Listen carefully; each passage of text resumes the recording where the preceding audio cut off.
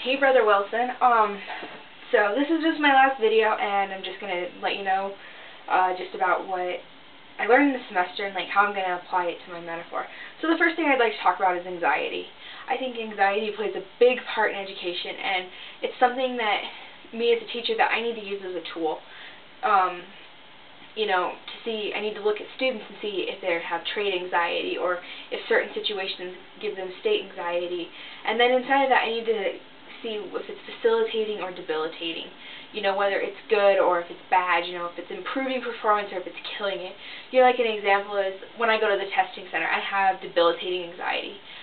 It gives me that, I can't function. And so I think with students, you know, incorporating that into my metaphor and taking a look and seeing of what that does. I think that's the principle of anxiety and using the different areas of anxiety as tools. And the second thing I'd like to talk about is mastery learning.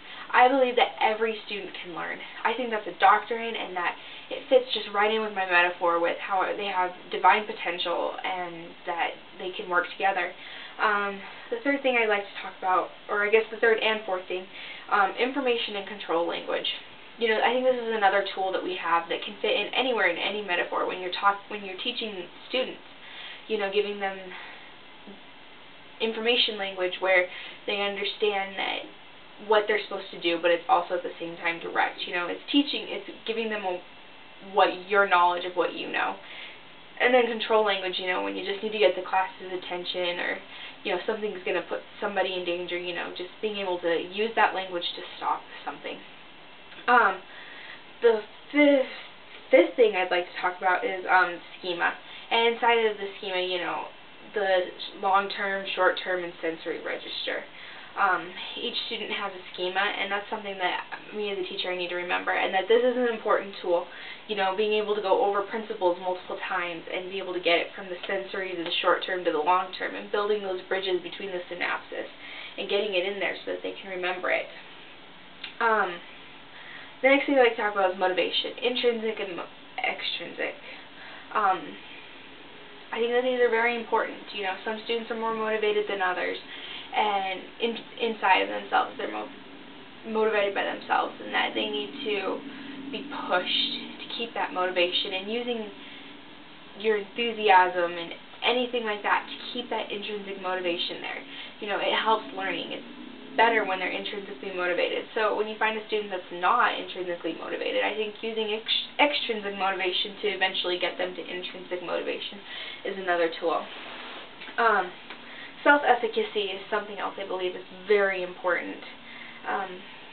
The belief that, you know, you can do something and that anything can be accomplished. You know, having someone believing in you until eventually you believe in yourself. And I want to believe in my students, and I do believe in my students. I think that they can accomplish anything. Attribution theory is the next one I'd like to talk about, and I think that, you know, how students attribute their failures and success. I think it's a great tool to have, and to be able to see this in your own classroom, because seeing how they attribute things to themselves and to others will help you in teaching them, in using that to teach them and to help them to boost themselves so that they can, back to self-efficacy, so that they can have a high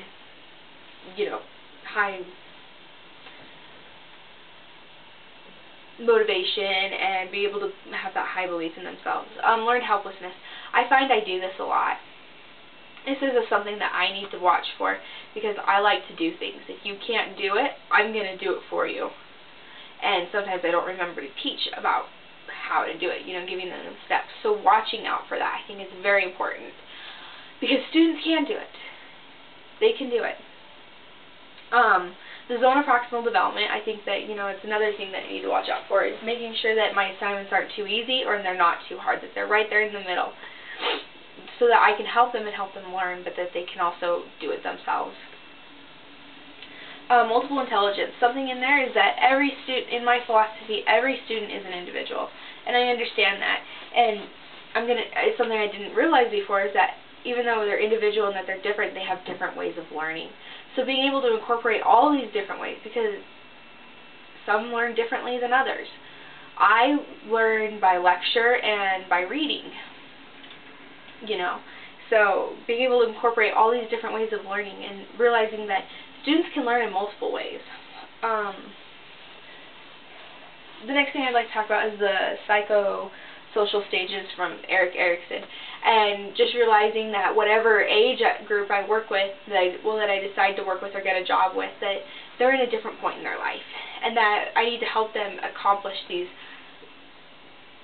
certain areas that they're in socially, so that they can go on to the next stage and so that they don't fail. Moral development. Throughout my classes, I want to pose moral questions so that they have something to think about. You know, give them that deeper thinking that we want all students to have. And the cognitive stages by oh, I forgot how you say his name. But anyways, the cognitive stages that each student, you know, that they learn in these different ways, and that we need to be concrete and abstract at the same time so that they can learn, and realizing that sometimes you need to be concrete and sometimes you need to be abstract. You know, just seeing where the students are at individually. And the last thing I'd like to talk about is transparent teaching. I think that this is probably the coolest principle that we have learned. You know, being able to ask your teacher, why are we doing this? Why are we doing something? You know, giving them a voice. Giving students a voice and a way to understand why we're doing what we're doing. So I want to really incorporate that, you know, making sure that my students know that they can ask me why, and that I'll have an answer. And, well, that's it. That's what I wanted to apply to my teaching philosophy and how important they are. And I know that each of these things are great tools, and thank you so much again for a great semester, and we'll see you around.